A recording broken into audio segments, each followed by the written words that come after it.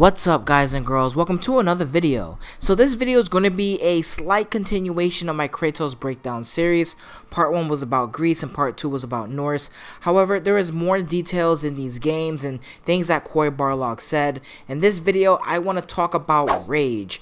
Rage has always been a part of Kratos, and I have some quotes from Cory Barlog, some he did in an interview, some he did on video, and I will be showing all of those and letting you guys know what Kratos' rage is all about, because I think what Cory says is pretty damn interesting. If you like these breakdown videos, hit the like button as it helps out the channel more than you think. I love making these types of videos, so again, if you want to see more, make sure to hit that like button. So before we get into the video clips, I want to talk about what he mentioned in some interviews first. So in some of the interviews, this is what he had to say, and again, all the links will be in the description. He goes on to say, to him, godhood is like a disease that was thrust upon him without any choice on his part, and the side effect of that disease is rage. He has this god side and his human side, two things that were never meant to coexist together, creating this incredible rage. In that previous era of games, he was the Hulk all the time, 24/7, because he didn't know how to be Bruce Banner. And in this iteration, the sun is teaching him how to be human. It's bringing out that closeted humanity that he stamped down so long ago. He truly does believe that his godhood is a disease that was forced on him against his will. The side effect of being a demigod, human and god in one vessel, is this uncontrollable rage. He's the Hulk. He's never had the chance to let Bruce Banner get an equal amount of control. He's exploring that idea here. And the thing that stands out about Cory saying this and talking about his godhood is that his mortal side and his god side are coexisting together in the same body, which is Kratos, which creates this uncontrollable rage. I love the fact that Cory is always talking about this type of stuff, and if I ever get the chance to talk to him again, I have a lot more questions concerning the series. Like, since the interview I did with him, I've thought of so much more I really want to ask him and Eric Williams. Someday, maybe I'll get that chance. But I want to move on to the stuff he actually said on video. He did a couple of spoiler casts as well, and he mentioned Kratos' rage, and here are those clips. Right, is kind of what I was pitching from the beginning of the game, this idea of how much of ourselves do we see in our kids.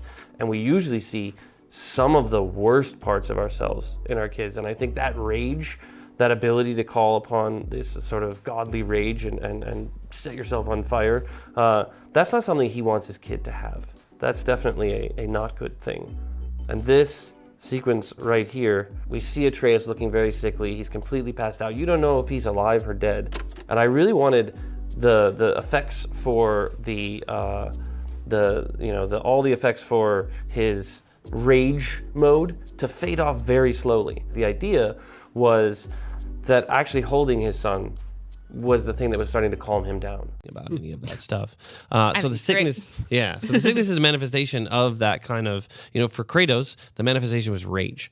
So the human vessel, the god sort of essence together create this sort of furious tornado right inside of him. It's so interesting the way Cory talks about Kratos. Like, it's really clear that he's thought about everything about this character. He loves this character more than anybody, and it's really awesome. One of the things I love that he mentioned was like the visual representation of his rage is this red glow or this red flame that's around Kratos, and I think that's so fucking cool, that it's actually intentional and it exists in the story. It's not just like a gameplay thing. And speaking of that, I want to go through the series and point out some moments where his rage made him this all-powerful creature. And let's talk about that aura again. When Deimos died, this aura, this bright aura came out of Kratos representing his rage, and he took out the enemy very easily. In the Fallen God story, Kratos was struggling against the big hippo, and as soon as like the hippo kicked him and he became enraged, Kratos tore the hippo apart. I love the fact that his rage is this constant thing throughout the series and he can't control it, and I love the fact that we now know that it's because his godhood and his humanhood it's all existing inside the same vessel and it's creating this rage. And I don't know, man, I love learning all of this stuff about Kratos, learning so much about the God of War series. It's incredible. But if you guys like this video, remember to give it a thumbs up. That's pretty much all I have to say. Thank you, Cory, for constantly talking about this character. I'm gonna be out of here. Thank you guys and girls for listening. I'll see you in the next video. Deuces.